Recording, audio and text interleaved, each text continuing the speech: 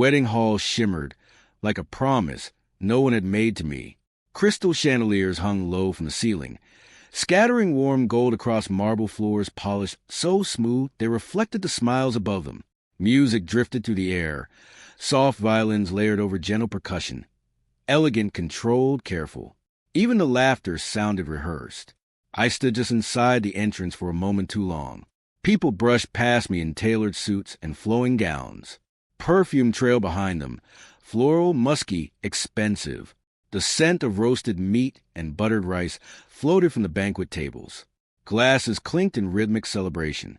No one looked at me twice.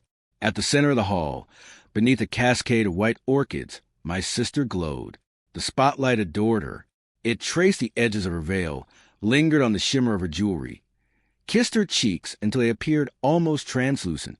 She had always been good at standing where the light fell naturally. I adjusted the sleeve of my dress. It wasn't ugly. It wasn't beautiful either. Just appropriate. Chosen carefully, as always, to avoid attention.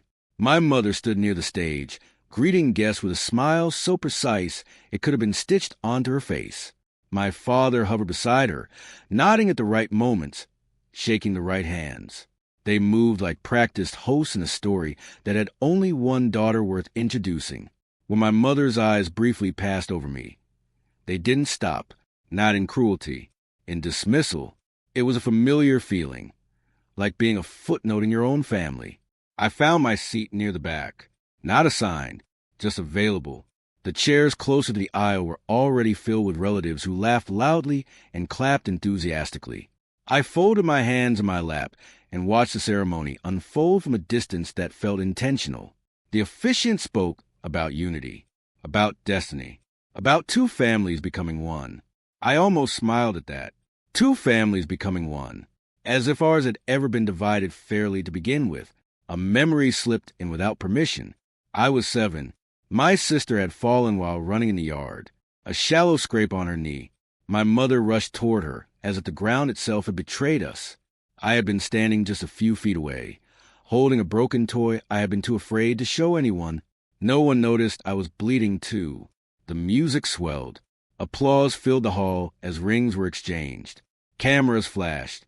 Guests rose to their feet. I clapped politely. From the back, where it was safe, where it was expected, where I had always been placed.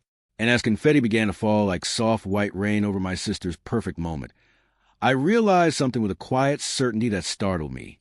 Tonight was not just a beginning. It was the end of something I had been enduring for years. I just didn't know yet what would break first. People say favoritism is loud. They imagine shouting, public praise, big gifts wrapped in ribbons. But in my house, it was quieter than that. It lived in small measurements, in what was replaced quickly and what was expected to still work. After the wedding vows, the hall turned into a river of celebration. Guests surged toward the stage for photos. My sister's name was called again and again like a blessing. I stayed seated. Not because I was shy, because standing up felt like asking to be seen, and asking to be seen in my family had always come with a cost.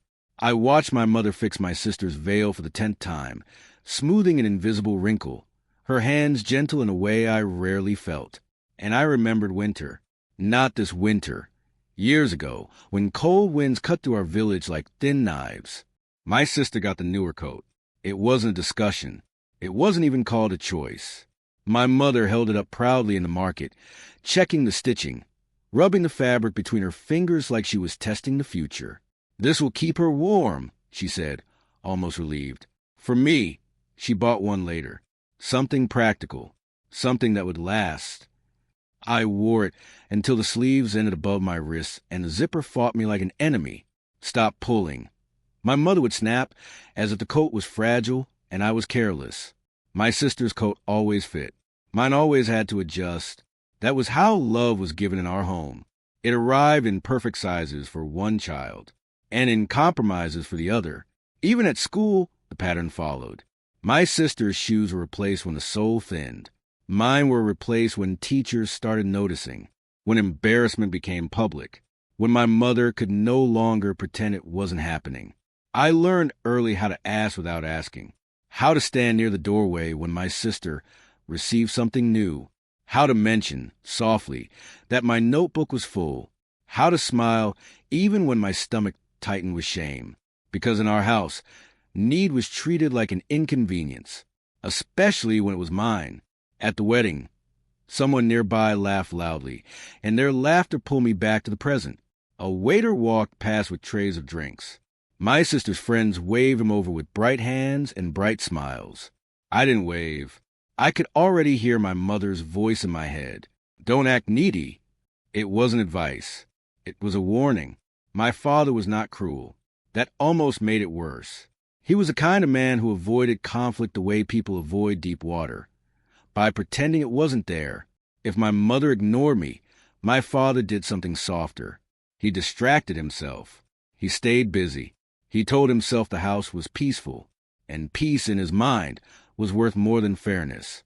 When I was 9, I once asked him why my sister always got the first slice of mango. He didn't answer. He just looked at me for a second, like I had spoken a language he didn't want to understand. Then he said, "Don't start trouble." Trouble. That was what my hunger was called. That was what my questions were called. And slowly I stopped asking. Not because I stopped needing. Because I stopped believing my need mattered. The wedding hall continued to sparkle like a world I wasn't part of. My sister stood surrounded by friends, relatives, cameras. My mother's laughter rose high and clear. And I sat at the back, hands folded, feeling the old familiar truth settle into my chest like stone. In our family, love was not absent. It was simply assigned. And tonight, watching her shine, I understood something that hurt in a new way. They hadn't forgotten me. They had decided a long time ago that I was optional. The hallway was colder than the hall. The moment I stepped out, the music softened into a distant echo, like the celebration had been sealed behind glass. The air conditioning hummed overhead, steady and indifferent. No orchids, no chandeliers, just long white walls and framed abstract art that looked expensive but said nothing. Inside, my sister was glowing. Out here, the light was flat. A catering staff member rushed past me carrying folded linens. He didn't look up, didn't need to. I was dressed well enough to belong, but not brightly enough to matter. At the far end of the corridor, a long rectangular table had been placed against the wall. No centerpiece, no candles, no name cards. Just a row of plain chairs aligned with quiet precision, like they were prepared for guests who were expected to stay invisible. I walked toward it slowly. My heels clicked against the marble. The sound felt too loud in the empty space. Each step echoed longer than it should have, as if the building itself was repeating it back to me. Sit here. Not there. I chose a chair near the end and lowered myself carefully. From this angle, I could still see the stage through the wide glass partition. My sister stood under a halo of soft light while guests leaned toward her, adjusting her dress, whispering compliments. She looked radiant, effortlessly loved. I folded my hands in my lap. This wasn't the first time I'd been moved aside during a celebration. When we were children, birthdays followed the same choreography. My sister's cake was ordered weeks in advance. Her favorite flavor, her favorite colors. My mother would stay up late decorating, humming softly in the kitchen. My cake was bought the morning of. Still sweet, still edible, just last minute. "You're not picky," my mother used to say, like it was praise. It wasn't. It was convenience. Through the glass, I saw my aunt approach my sister with a velvet box. Gasps followed. Phones lifted instantly to capture the moment. No one noticed I had left the hall. No one came looking. The staff moved around me like I was part of the furniture. One of them placed a tray of unused cutlery on the table beside me, then apologized briefly, mistaking me for someone waiting for instructions. "I'm a guest," I said quietly. He blinked, embarrassed, then nodded and hurried away. A guest. The word felt strange in my mouth. Guests are welcomed. Guests are introduced. Guests are guided to the best seats. I was something else. Through the glass, applause erupted again. My sister and her husband were posing for official photographs now. Perfect angles, perfect smiles. For a moment, I wondered what it would feel like to be chosen first. Not because someone had to, but because they wanted to. The thought lingered longer than it should have. And then I heard my name, not softly, not kindly, sharp, from behind me. My name echoed down the hallway like it had been thrown. I didn't have to turn to know who it was. Only one person said my name like that, like it carried accusation by default. I stood slowly before facing her. My sister, still in her wedding gown, still glowing under invisible light. Even in the plain corridor, the fabric of her dress whispered as she walked toward me, layers of satin brushing the marble floor. Up close, her smile wasn't warm. It was tight. "Why are you sitting out here?" she asked. Not concern. Inspection. "I just needed air," I said. She glanced at the long table, the empty chairs, the tray of cutlery beside me. "You always do this," she muttered. "Do what?" "Disappear. Then make it look like someone forced you." Her words were soft, but sharp enough to cut cleanly. Inside the hall, laughter swelled again. A door opened briefly, spilling music into the corridor before closing with a muted click. I didn't want to get in the way. I replied. She gave a short laugh. "You never get in the way. That's the problem." The sentence hung between us. Not loud, not dramatic, just heavy.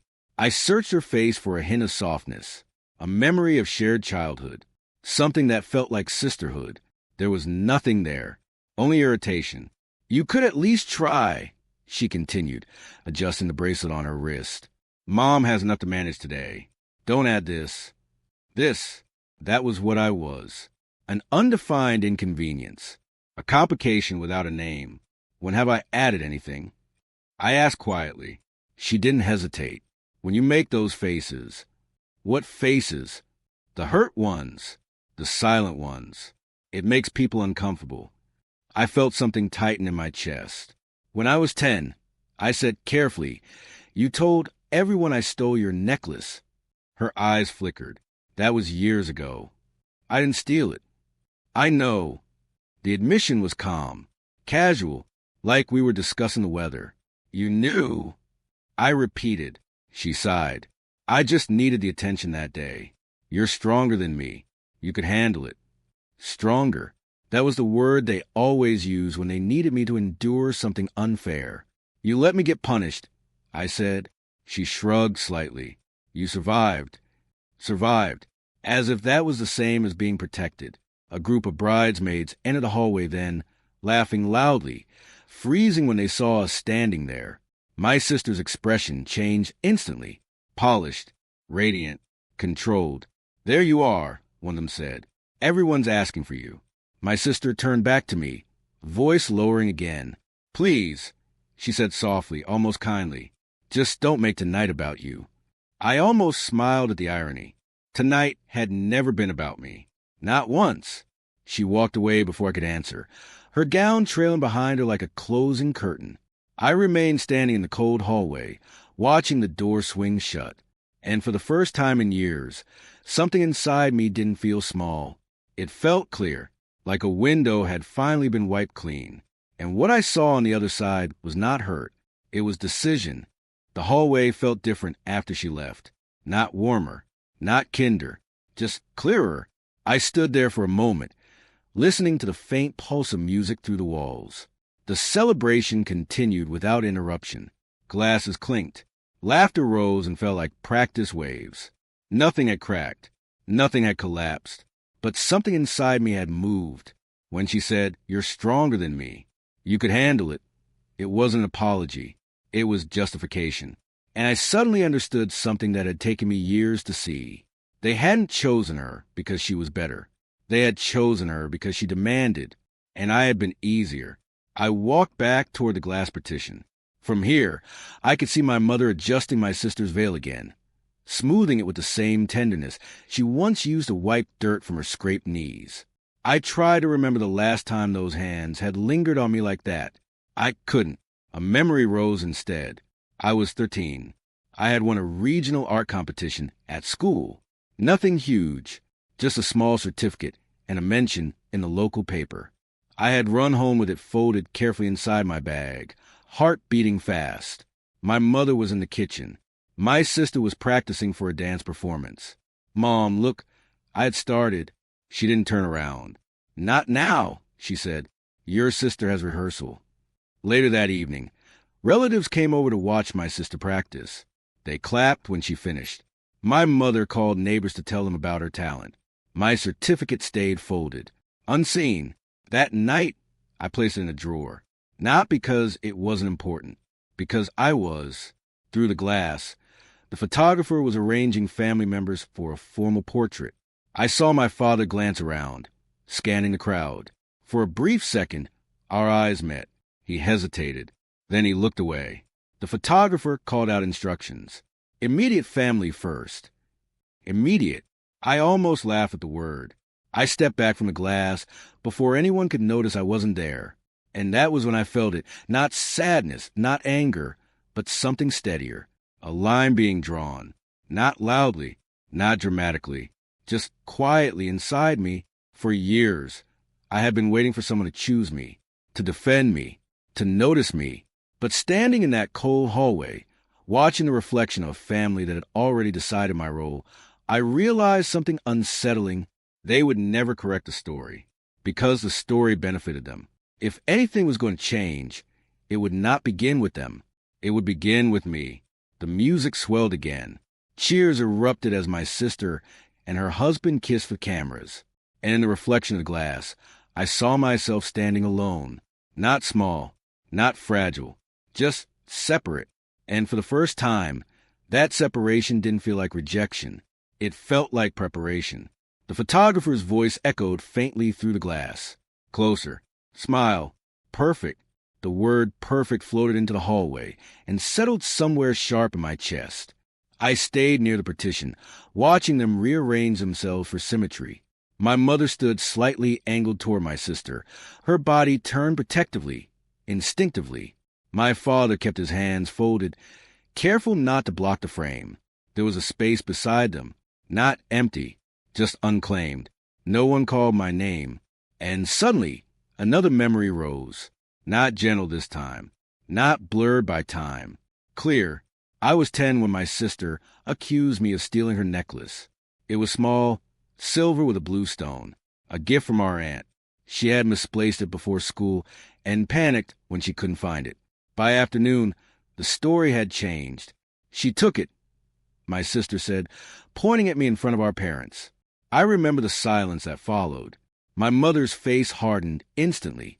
Not confusion, not doubt, just certainty. "Why would you do that?" she asked me. I hadn't, but the question wasn't seeking truth. It was demanding confession. I tried to speak. My throat closed.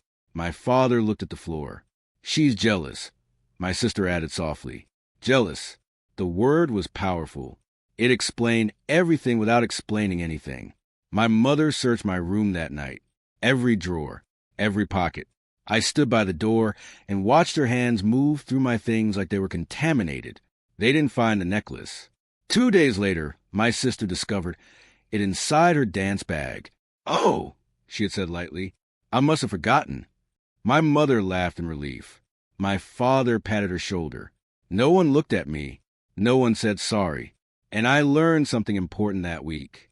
In our house, accusations travel faster than corrections. Truth, if it arrived at all, came quietly, without ceremony, without repair. Through the glass now, I saw my sister leaning into the photographer's direction, adjusting her angle again. Perfect. She had always understood something I hadn't. Attention is not given. It is taken. The door to the hall opened briefly. One of the bridesmaids stepped out, scanning the corridor.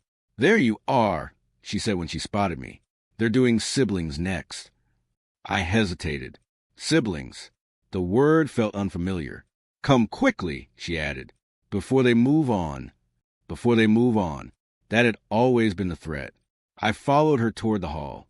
The music grew louder with each step, the air warmer, thicker. As I reached the entrance, I caught my reflection in the glass one last time. For years, I had been the quiet one, the understanding one, the strong one, the one who could handle it. But something about tonight felt different. Not explosive, not dramatic, just precise. like a door inside me had finally closed. And when I stepped back into the light, I wasn't returning to my old place. I was entering with a new understanding. They thought I was still the same girl. They were wrong. The lights inside the hall felt brighter than before. Or maybe I was seeing them differently. The photographer positioned us quickly. My sister at the center, of course. Her husband beside her. My parents angled just right. I was guided to the far edge, gently rotated by a hand at my elbow. Closer. The photographer said, not looking at me directly. I stepped half an inch forward. That was enough. The camera flashed. For a split second, everything froze. Smiles locked in place, shoulders squared, hands resting politely. And then it was over. Next group, the photographer called. Just like that. I stepped aside before anyone needed to ask. The celebration flowed forward without pause. Guests filled the dance floor. My sister was pulled into another round of congratulations. I moved toward the gift table. It was stacked high. Boxes wrapped in gold paper, satin ribbons tied into careful bows, envelopes tucked neatly into a crystal bowl. Among them, I placed mine, a small box, plain wrapping, no ribbon. It looked almost forgotten among the others. My mother noticed. Her eyes flickered briefly toward it. "That's from you?" she asked quietly when she approached the table. "Yes." She picked it up, weighing it slightly in her hands, as if estimating its value without opening it. "You didn't have to bring anything expensive," she added, her voice gentle but edged with something else. "It isn't expensive," I said. She nodded, satisfied, and placed it back among the others. That was always enough for her. Later, when the music softened and guests began gathering near the stage for speeches, my sister decided to open a few gifts publicly. "Just a few special ones," she said into the microphone, smiling brightly. She reached for large boxes first. Gasps followed jewelry. Applause followed envelopes thick with money. Then, almost absent-mindedly, her hand touched the small plain box. "This one doesn't even have a card," she laughed lightly. "It's from me," I said from where I stood. A few heads turned. She opened it slowly, still smiling. Inside was the silver necklace, the one with the blue stone, not the original, an identical design, custom-made. Her fingers stilled. The smile flickered. "For old times," I said quietly. The hall was still cheerful. No one else understood the weight of it, but she did. Her eyes met mine across the room, and for the first time that night, she didn't look radiant. She looked exposed, because the necklace wasn't just jewelry. It was memory. It was truth. It was a reminder of a story she had rewritten without consequence. I didn't accuse her. I didn't explain. I simply watched as she held the necklace up to the crowd, forcing a laugh. "How thoughtful," she said. "Thoughtful." Yes, that was one word for it. She placed it back into the box quickly and moved to the next gift. The room's energy recovered. Music swelled again. But something subtle had shifted. Not publicly, not loudly, just between us. And in her eyes, beneath the practiced shine, I saw something I had never seen before. Uncertainty. The necklace disappeared back into its box. The applause returned. Music rose again like nothing had paused. But I saw it, the way her fingers trembled for half a second before she reached for the next gift. The way her smile needed effort now. Only I noticed. And that was enough. I didn't stay for the rest of the unwrapping. I stepped away quietly, blending back into the edges of the hall where I had always existed. A waiter passed by with a tray of sparkling drinks. This time, I took one. The glass was cold in my hand. I didn't sip it. I just held it. Across the room, my mother leaned toward my sister, whispering something close to her ear. My sister nodded too quickly, too tightly. I wonder what she was saying. Probably something protective. She had always been protected. I moved toward the exit doors slowly. No one stopped me. No one asked where I was going. The music grew softer with each step, the golden light fading into cooler tones near the entrance. At the door I paused, not because I was hesitating, because I was memorizing. The chandelier's reflection in the marble floor, the way guests formed circles around my sister like planets orbiting a single sun.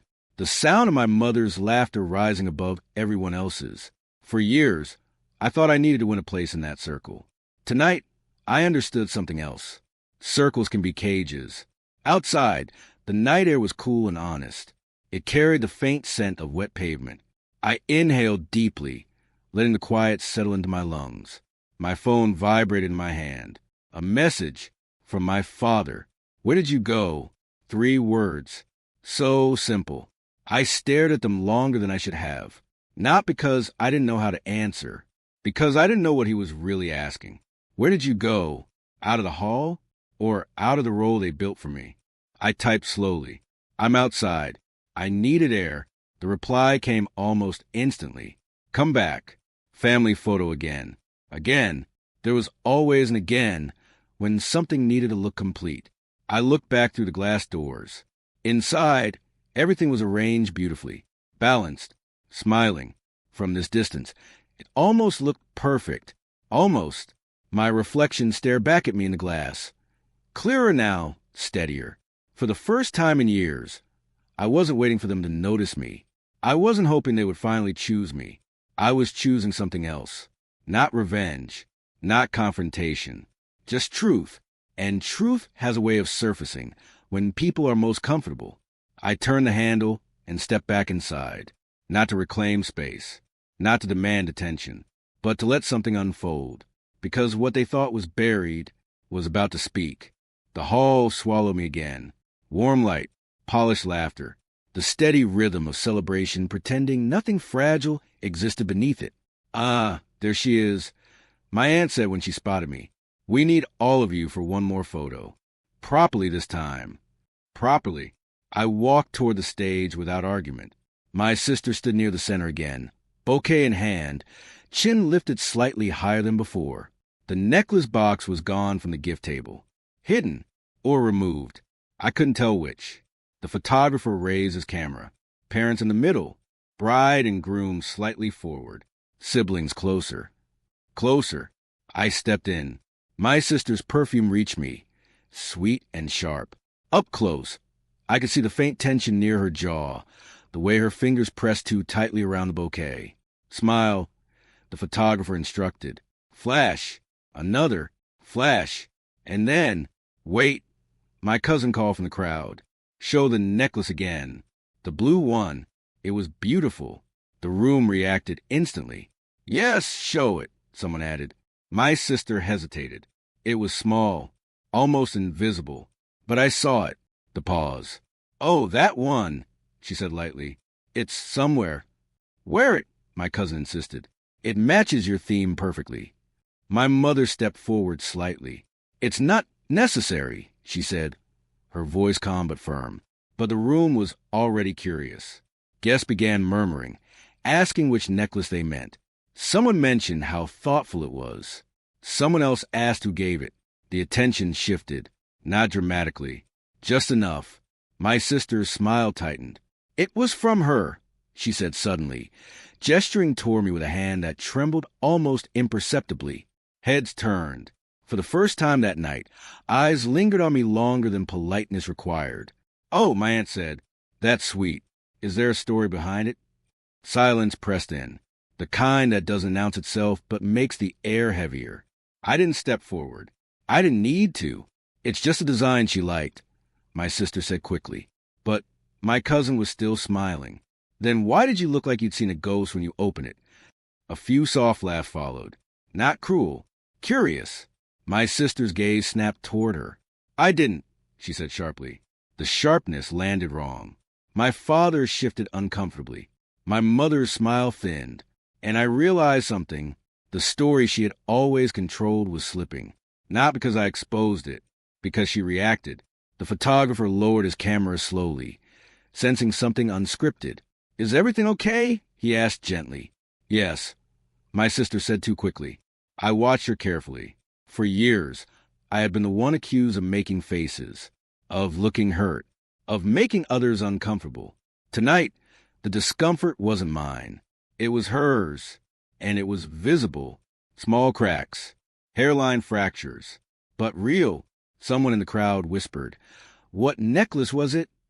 And for the first time in our lives, my sister didn't have a clean answer ready. The silence didn't explode. It thickened, like humidity before rain. My sister adjusted her grip on the bouquet. Her smile returned, but it was thinner now, less certain. "It's nothing," she said again. "Just an old design." But curiosity had already taken root. "What kind of design?" my cousin pressed gently. It looked familiar. Familiar. The word moved through the room quietly. My aunt tilted her head. "Wasn't that similar to the necklace you lost years ago?" Lost. There it was. A memory spoken aloud without intention. My mother's posture stiffened. My father looked between us, as if trying to remember something he had long ago chosen to forget. My sister laughed, too loudly. "Oh, that?" she said. "That was ages ago. I found it later." "Yes," I said softly. Heads turned again. I didn't raise my voice. I didn't step forward. "I remember," I continued. "You found it in your dance bag." The room didn't gasp. It simply listened. My sister's eyes met mine. A warning. But warnings only work when someone is afraid. And before that, I added gently, "Everyone thought I took it." There was no accusation in my tone. Just fact. Plain. Undecorated. My aunt blinked. "Is that true?" My mother opened her mouth to answer, then closed it. My father's shoulders sank slightly. My sister's voice came out tight. "Why are we talking about this now?" "I'm not," I said. "I wasn't. They were.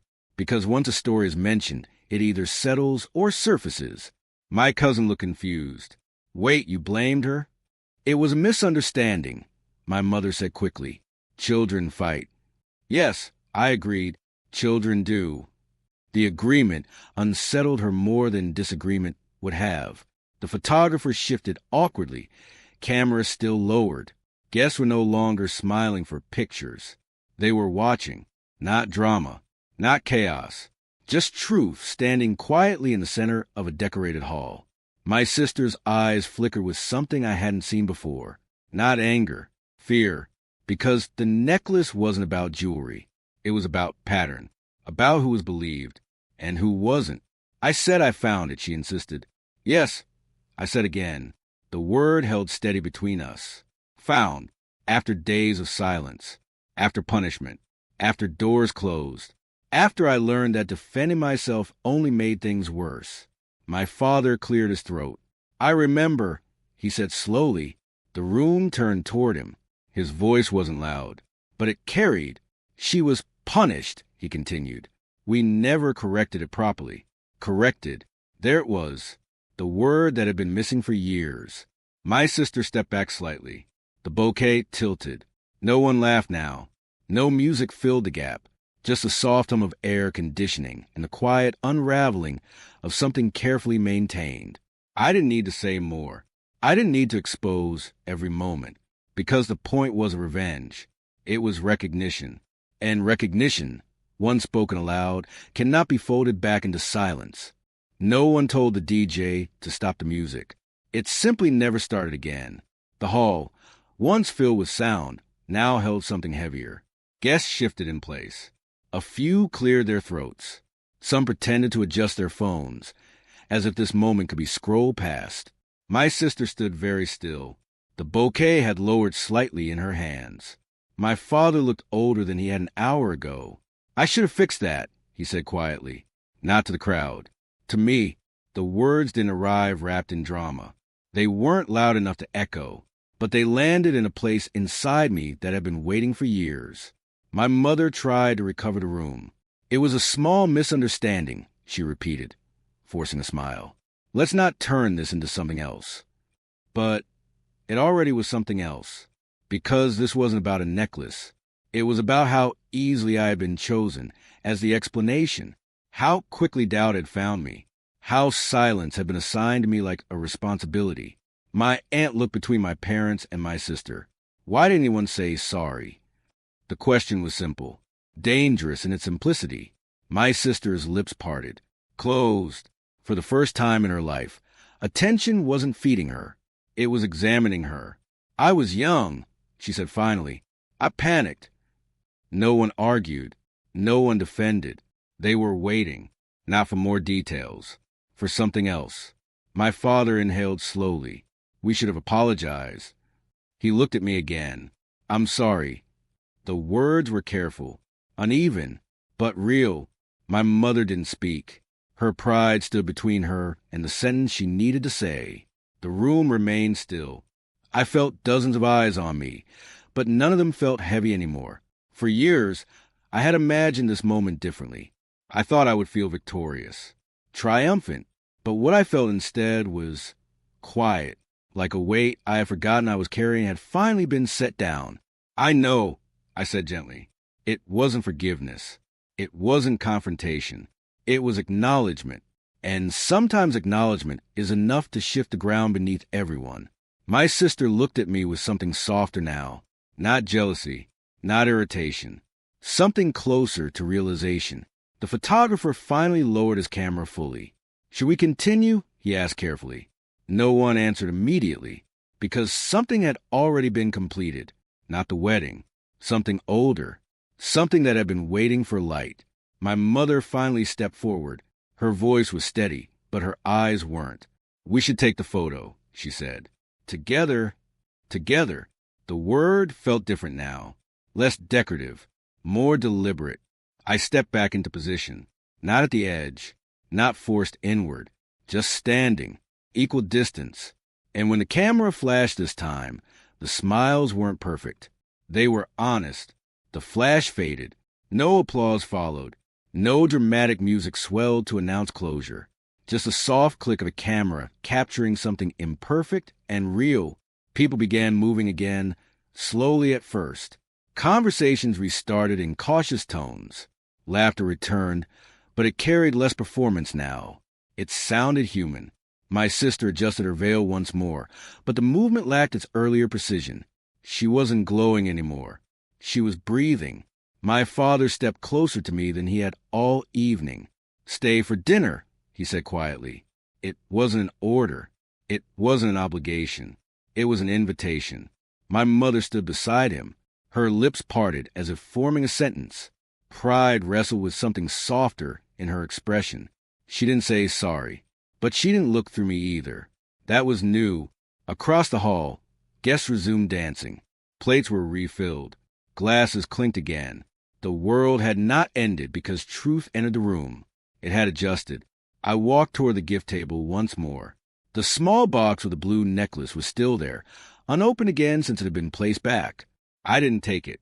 It wasn't mine to reclaim. It had done what it needed to do. A reminder doesn't have to stay visible to remain powerful. My sister approached me slowly. No spotlight now. No audience.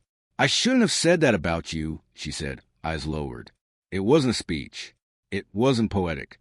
It was simple. I know, I replied. She looked up, searching my face for anger. She didn't find it. Not because I wasn't hurt, but because I wasn't carrying it anymore. For years, I thought you hated me, she admitted quietly. I didn't, I said. I just stopped explaining myself. That seemed to settle somewhere deep in her chest. We stood in silence for a moment. Not close, not distant, just aware. The music grew louder again. Someone called her name. She hesitated before turning back toward the stage. This time, when she walked into the light, she didn't look untouchable. She looked accountable. And that made her human. I stepped away from the center of the hall, but not toward the edges. I found a seat near the middle. Not claimed, not assigned, just chosen. For years, I believed peace meant staying quiet, that strength meant absorbing, that love meant accepting less. Tonight taught me something different. Peace can begin with a sentence. Strength can be steady instead of loud. And love, real love, doesn't shrink one child to enlarge another. As the celebration carried on, I watched my family move around each other differently. Carefully, thoughtfully. It wasn't perfect, but it was honest. And honesty is a better foundation than perfection. I sat there, no longer invisible, no longer waiting to be chosen. Because the moment I stopped asking for permission to exist, everything changed. And maybe the real question isn't why some families choose favorites. Maybe it's this. At what point do you stop accepting the role they assigned you and choose your own instead?